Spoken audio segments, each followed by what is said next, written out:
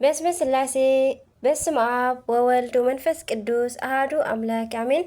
ሰላም እግዚአብሔር አምላክ ምስ ኩላትኩም ይኹን። ስድራ እግዚአብሔር አምላክ ከመይ ውዒልኩም? ኣነ እግዚአብሔር ይመስገን። ክብሪ ይስፋሕ መድኃኔዓለም ኣቦይ። ከምቲ ኣነ ጽቡቕ ዝወዓልኩ ድማ ጽቡቕ ውዕልኩም ክትኮኑ ናይ ኩሉ ግዜ ተስፋይን ትምኒተይን እዩ። ኣሜን። ስንክሳር ዘወርሃ ሰነ ዕለት 22 ስንክሳር ልሰምዕ ዘንብብ ፍቕሪ ጎይታ ኣብ ልቡ ይዕንብብ ሓለዋን ጸሎትን ተራድኣነትን ናይ ቅዱሳን ድማ ይረክብ። ዝክረ ጻድቅ ለዓለም ይህሉ ዝኽሪ ናይ ጻድቅ ንዓለም እዩ ዝነብር። ካብ ኩሉ ክፉእ ዘበለ ክትድሕኑ ንቅዱሳን ተማሕፀኑ ኣሜን። በስመ አብ ወወልድ ወመንፈስ ቅዱስ አሐዱ አምላክ አሜን። ወላዲተ አምላክ ቅድስት ኪዳነ ምሕረት ኣዴ ልሳነ አንደበት ኩነኒ 22 ሰነ ቅዱስ ዑራኤል ወርሓዊ በዓል እዩ። በረከቱ ረድኤቱ ተራዳእነቱ ምስ ኩላትና ይኹን አሜን። ከምኡ ድማ እንቋዕ ናብ ቅዱስ ኣቦና ለዋህ ጳውሊ ዓመታዊ ናይ ዕረፍቲ በዓል ብሰላም ኣብፅሐኩም ኣብፅሐና አሜን። 22 ሰነ ቅዱስ ጳውሎስ ለዋህ ኣብ መጀመርያ 400 ክፍለ ዘመን ኣብ ውሽጢ ግብፂ ኣከባቢ ተወሊዱ ዝዓበየ ቅዱስ ሙሴ ጳውሎስ ዋላ እንተኾነ ብዙሕ ግዜ ግን ትጽዋዓሉ የዋህ ጳውሊ ብዝብል እዩ። እዚ ከመይ እዩ እንተበሉ ለዋህ ጳውሊ ካብ ህፃንነቱ ጀሚሩ መጻሕፍቲ ዝተምሃረ ግን ከዓ ትዕቢት ቁጣዓን ቂምን ዘይፈልጥ ገራገር ወይ ከዓ ገርህ ሰብ ነበረ። ዕድሚኡ ንኣካል መጠን ምስ በጽሐ ቤተሰቡ ሰበይቲ ተመርዖ በልዎ እሞ ንሱ እንተዘይሓሰቦ ግን ንወገኑ ንከይሕዝን ክብል ተመርዓወ። ዘይምዕዳል ኮይኑ ግን ዝተመርዓዋ ሰበይቲ ብጣዕሚ ጽብቕቲ ኣብ ልዕሊኡ ከዓ ክፍእቲ ነበረት።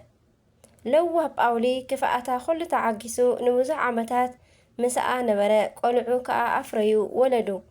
ሕጂ እውን ንሳ ካብ ክፍኣታ ክትዕገስ ኣይከኣለትን እሞ ካብዚ ሓሊፋ ጳውሊ ኣብ ዘይብሉ ምስ ካልኦት ክዝሙ ጀመረት። እቲ ለዋህ ሰብ እዚ ይፈልጥ እዩ ግን ንናይ እግዚኣብሔር ስራሕ ስቕ ኢሉ ብተስፋ ይጽበ ነበረ።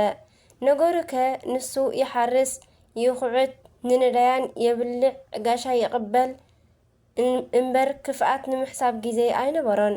ሓደ መዓልቲ ግን ንስራሕ ናብ በረኻ ወፂኡ ሓደ ሰናይ ዜና ሰምዐ። ኣባ አንጦንዮስ ምንኩስና ዝበሃል ህይወተ መላእክት ጀሚሩ ደቀ መዛሙርት ከዓ ከም ዝቕበል ሰምዐ። ግን ሰበይትን ቆልዑን ኣለዎ እሞ እንታይ ይግበር? ለዋህ ጳውሊ ግን ሙሉእ መዓልቲ ክሰርሕ ውዒሉ ናብ ገዝኡ ምስ ተመልሰ ግን ዝጸንሖ ካልእ እዩ። ሰበይቱ ኣብ ልዕሊ መደቀሲኡ ምስ ኣገልጋሊኣ ጓሳኣ ጥራሖም ረኸቦም። ልቢ በሉለይ እሞ ኣብ መንከቡ መውፈሪ ምሳር ወይ ከዓ ፋስ ከዓ ሒዙ እዩ። ንሱ ግን ክፉ ኣይሓሰበን። ጽቡቕ ልብሲ ኣልዒሉ ንኽልቲኦም ኣልበሶም። ምክንያቱ ኣብ ዓራት ደቂሶም እንዳተረኸቡ እዮም ጸኒሖሞም ማለት እዩ። ከምዚ ከዓ በሎም ካብ ድሕሪ ሕጂ ኣነ ኣይምለስን፣ ሃብቲ ንብረተይ ውረሱ፣ ብደስታ ከዓ ንበሩ፣ ናይ ደቀይ ግን ሓደራ ኢልዎም ተስአ ከደ። ኣብ ኢዱ ወላ ሓንቲ ኣይሓዘን። ኣብ መንከቡ ዘላ ብጣስ ጨርቂ ሒዙ ናብ በረኻ ተጓዓዘ። ኣባ አንጦንዮስ ከዓ ተቐቢሎም ኣስተምሂሮም ኣመንኮስዎ። ካብታ መዓልቲ ጀሚሩ ንርእሱ ብምትሓት ብምእዛዝ ኣገልገለ። ጾም ጸሎትን ስግደትን እሞ መን ቆጺርዎ። ከምዚ እንዳበለ ናብ ብቕዓት መዓርግ በጽሐ። ምእመናን ኮነ መነኮሳት ክሓትዎ ክመጽእ ከለዉ ንናይ ነፍሲ ወከፎም ሓጢኣት ኣብ ግንባሮም ተጻሒፉ ይምልከት ነበረ እሞ ስለኦም ከልቅስ ቅርኒቡ ተለሓጸ። ሰብነቱ ከዓ ተወድአ። ሓደ መዓልቲ ጋኔን ዝሓዞ ሰብ ፈውስ ኢሎም ኣምፀሉ። ንሱ ግን ኣብ ልዕሊ ኣጋንንቲ ስልጣንን ከለዎ ብትሕትና ተጸጊዑ ነቲ ጋኔን ኣባ አንጦንዮስ ከይጽውዓልካ ቀሲልካ ውፃእ በሎ። እቲ ጋኔን ግን ዝፈርሖ መሲልዎ ብትዕቢት እንጦንዮስ መን እዩ በሎ። ኣብታ ግዜ ለዋህ ጳውሊ ከም እሳት ኣብ ዝደንን እምኒ ተሰቒሉ ህያው እግዚኣብሔር ምስክረ እዩ እዚ ጋኔን ከይወፀ ኣይወርድን በለ እሞ ብኡ ንብኡ ብኣምሳል ገበል ካብታ ጓል ወፂኡ እናበኸየ ናብ ቀይሕ ባሕሪ ኣተወ። ቅዱስ ኣባ ጳውሊ ለዋህ ከዓ كمزي بقدسنا تملاليسو بزا معلتي بصبق شمقلنا عرفة اتفر منفس قدس جنا فقري حاجوس عرقي عقلي لوهات هياونت امنت هدأت يأخلني مباليو نزي كمزي زمسله زتصارو حقي الون اتم ناي كريستوس زبلو كأ نتسقاهم مسناي فتوتن تمنيتن سقيلهم وإيوم قالاتها معرف حمشتا فقدي عسران كلتن كمزي بلنا بركة ناي قدوس قولي لوه مسكولاتنا يخون بركته تحسنقو عقلو كله حاجوسو فقرو دما عادلنا امين سنة عسران كلتن زخبرو عمتاونا قدوسان بعلات قدوس أباب أولي لواه قدوسات كبرات قزموسن دميانوسن سماعتات قدستي تيودادا سماعت أديوم أنتيقوس يندينوسن أبرانيوسن سماعتات ورحاو بعلات دما قدوس أورائيل ليك أملاكت قدوس لوقاس وانجلاوي قدوس دوكوسيوس نأممتنا فتاوية أبا أنطونيوس أبا منوكوساتيوم أملاخنا كابناي قدوس باولي لوهنتن تعقستن صقا بركتن يخفلنا أمين بركة يحضرنا بحق بركة يحضرنا كومي دما ناي 23 سنة سنكسار نغصل بسم آب وولد ومنفس قدوس أحدو أملاك أمين انقو عبزحنا سنة 23 زخبرو عمتاونا قدوسان بعلات دما قدوس سولومون نغوس إسرائيل مفكري طبب طبيبان نغوس إسرائيل نبي صدق مستسالم ويكا سلاماوي اندا تبهالي زصواع قدوس سولومون طببኛ ወዲ ዓቢ ነቢ ንጉስ ልባ አምላክ ቅዱስ ዳዊትን ቅድስቲ ቤርሳቤህን ቤተሰባ እዩ ቅድመ 3000 ዓመታት ዝተወልደ ቅዱስ ሰሎሞን ስጋ ብ12 ዓመቱ ኣብ ቤተ መንግስቲ ምስ አቡኡ ዓበየ ቅዱስ ዳዊት 70 ዓመት ኣብ ዝመልኦ ጊዜ ናይ ኣካሉ ምድካም ርእዩ አዶንያስ ብጉልበቱ ክነግስ እየ እኳ እንተበለ ኣይተሳኽዐሉን እግዚአብሔር ንሰሎሞን መሪጽዎ ስለዝኾነ ገና ኣብ 12 ዓመቱ ነገሰ ልብ አምላኽ አቡኡ ቅዱስ ዳዊት ነፍሱ ካብ ስጋኡ ቅድሚ ምፍላያ መኸሮ ዝወደይ ልበኻ ሃበኒ ንፈጣሪኻ አምልኽ በሎ ቅዱስ ሰሎሞን ምስ ነገሰ ኣብ ገባዖን ንእግዚአብሔር መስዋዕቲ ኣቕረበ ጎይታ ድማ ተገሊጹ እንታይ ትደሊ በሎ ሰሎሞን ድማ ልክዕ ከም ናይ አቡኡ መስተውዓልን ልቦናን ለመነ ጥበብን ማለት እዩ በዚ ከዓ ጎይታ ደስ ስለዝበሎ አልቦ እምቅድሜከ ወአልቦ እምድህረከ ቅድመኻን ድሕረኻን ከመኻ ዝበለ ጠቢብን በዓል ጸጋን ሰብ የለን ኣይ ክነብርን እዩ ኢልዎ ተሰወረ ቅዱስ ሰሎሞን ን40 ዓመታት ኣብ እስራኤል ነገሰ ግሩም ብዝኾነ ፍትሑ ብፍሉይ ጥበቡ ዓለም ተገዝኣትሉ እግዚአብሔር ዝመረፃናትና ንግስተ ሳባ ኣዜብ ወይ ከዓ ማክዳ ድማ ምእንቲ ክትፍትኖ ኸይዳ ንምንሊክ ወይ ከዓ እብነ መለክን ጸነሰት ድሕሪኡ ድማ ታቦተ ጽዮንን ስርዓተ ኦሪትን መጻልና ነቢየ ጽድቅ ቅዱስ ዳዊት ድንግል ማርያም ካብ ናቱ ዘርኢ ከም ትውለድ ነጊርዎ ስለ ዝነበረ ጽቡቕ ዝገበረ መሲልዎ ኣዋልድ ኣብዚሑ ነበረ ነገር ግን ከማና ሰብ ወይ ከዓ ስጋ ለባሲ እዩ እሞ ከምኡውን ካብ ብዙሓት ኣዋልድ ካብ ሓንቲ ኣደ ብርሃን ትርከብ መሲልዎ ነበረ ነገር ግን መገዲ ስሒቱ ካብ ኣህዛብ ምስ ጓል ፈርዖን ብምፍታው ንጣዖት ኣስገደቶ እግዚአብሔር ብጣዕሚ ሓዘነ ብራእይ ተገሊጹ ስለ ፈታውየይ ስለ ዳዊት ክብል ኣብ ልዕሊኻ ክፉእ ነገር ኣይገብርን እየ በሎ ዓብይ ነቢይ ሰሎሞን እዚ ምስ ሰምዐ ናብ ልቡ ተመልሰ ማቕ ለቢሱ ሓመድ ነስኒሱ ብፍጹም ልቡ ኣልቀሰ ንስሓ ኣተወ መፍቀሬ ንስሓ ጎይታና ድማ ንስሓኡ ተቐበለሉ ናይ ይቕረታኡ መግለፂ ድማ ተወዳዳሪ ዘይብለን 5 መጽሓፍቲ ገለጸሉ ተዛረበን ጸሓፈን እዚአን ድማ መጽሓፈ ጥበብ መጽሓፈ ተግሳጽ መጽሓፈ መክብብ መጽሓፈ ምሳሌ መሃሌ ዘሰሎሞን እየን በረከት ይሕደረና ቅዱስ ሰሎሞን ፍሉይ ዝኾነ ቤተ መቕደስ ብምስራሑ ይድነቕ እዩ ሰናይ ንጉስ ጠቢብን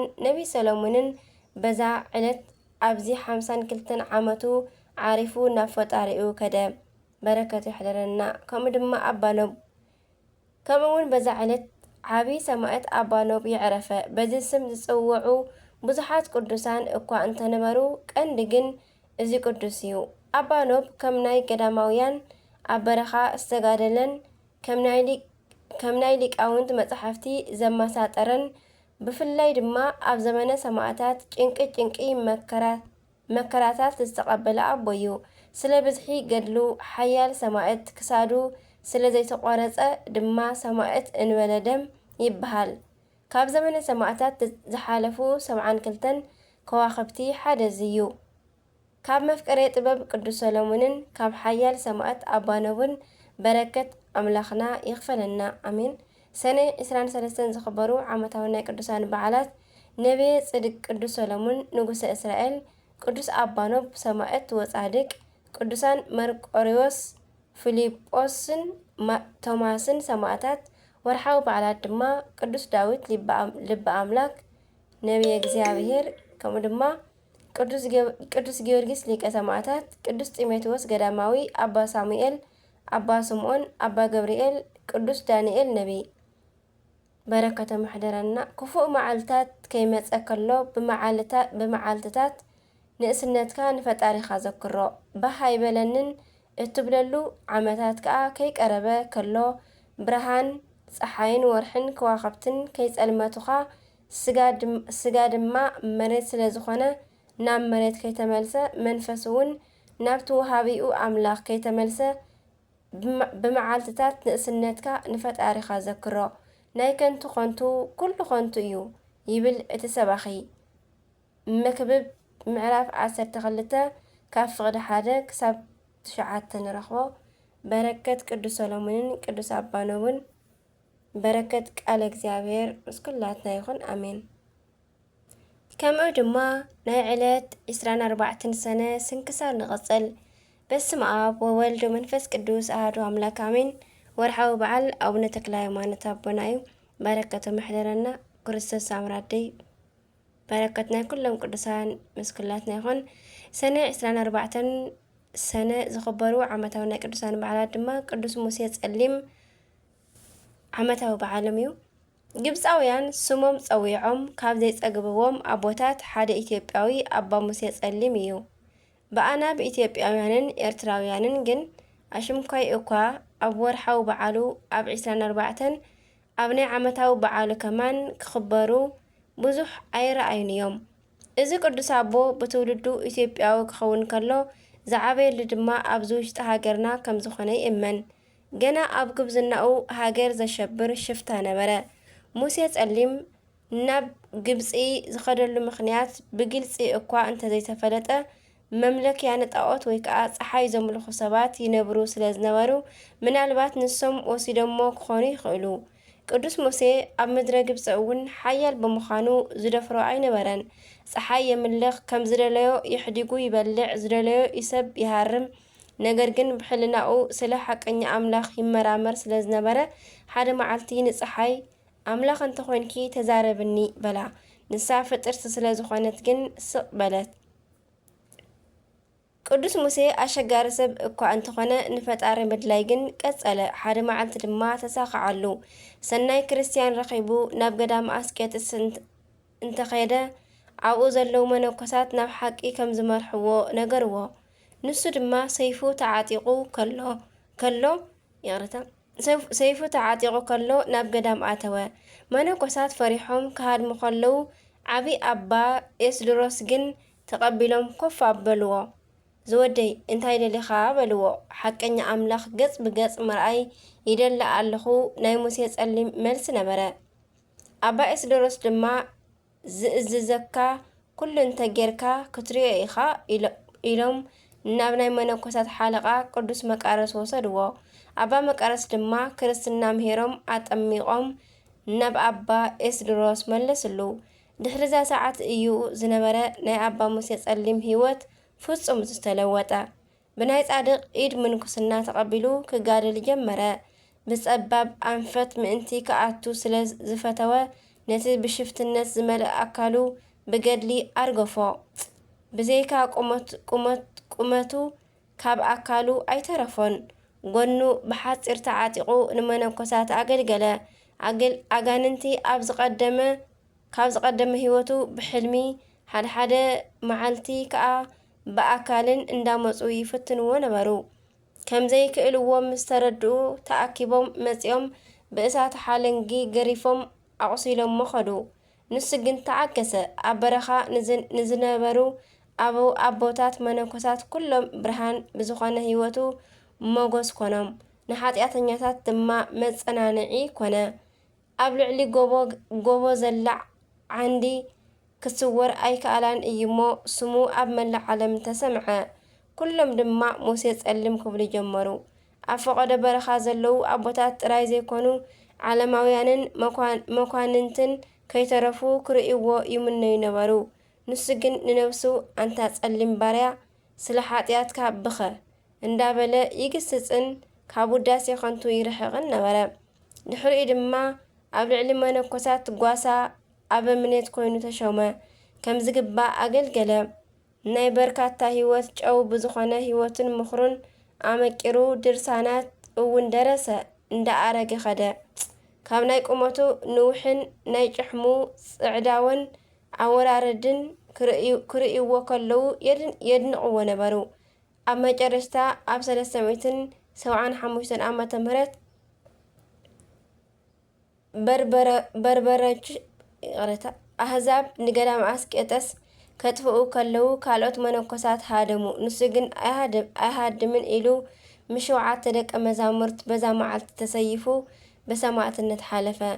ንቅዱስ ሙሴ ጸሊም ንርስቱ ዘብቅዐ ጎይታ ንዓና ድማ ዕድመ ንንስሓ ዘመን ንፍስሓ ኣይኽለአና። ካብ በረከቱ ድማ ኣምላኽ ይዓድለና ኣሜን። ሰኔ 24 ዝኽበሩ ዓመታዊ ናይ ቅዱሳን በዓላት ቅዱስ ኣባ ሙሴ ጸሊም ኢትዮጵያዊ፣ 7 ቅዱሳን መነኮሳት ደቀ መዛሙርቱ ንኣቡነ ሙሴ ጸሊም፣ ኣባ ኤስድሮስ ታላቁ ወይ ከዓ ዓብይ። ወርሓዊ በዓላት ድማ ቅዱስ ኣቡነ ተክለ ሃይማኖት፣ ክርስቶስ ቅድስቲ እምነ ክርስቶስ ሰምራ፣ ቅዱስ ቶማስ ዘመርዓስ፣ ቅዱስ ኣጋቢጦስ፣ ቅዱስ አብላሪዮስ፣ ኣቡነ ዘዮሃንስ ዘክብራን። 24 ካህናተ ሰማይ በረከቶም መሕደረና ኣሜን። ካባኻትኩም ከ 100 ኣባጊዕ ዘለዋኦ እሞ ካብኣታተን ሓንቲን ተጠፍኣቶስ ነተን 99 ኣብ በረኻ ዘይሓድግ ክሳዕ ዝረኽባ እውን ነታ ዝጠፍአት ክደሊ ዘይከይድ እንታዋይ ሰብኣይ እዩ። ምስ ረኸባ ከዓ እናተሓጐሰ ኣብ መንከቡ ይሕንግራ። ናብ ቤቱ ምስ ተመልሰ ድማ ንዕርኽቱን ንጎረባብቱን ብሓደ ጸዊዑ ነታ ዝጠፍአትኒ በጊዐይ ረኺበያ እሞ ምሳይ ተሓጐሱ ይብሎም። ከምኡ ከዓ ንስሓ ካብ ዘይደልዩ 99 ጻድቃንሲ ብሓደ ዝንስሕ ሓጥእ ኣብ ሰማይ ሓጐስ ክኸውን እዩ እብለኩም ኣለኹ በሎም። ሉቃስ ምዕራፍ 15 ካብ ፍቕዲ 3 ክሳብ 7።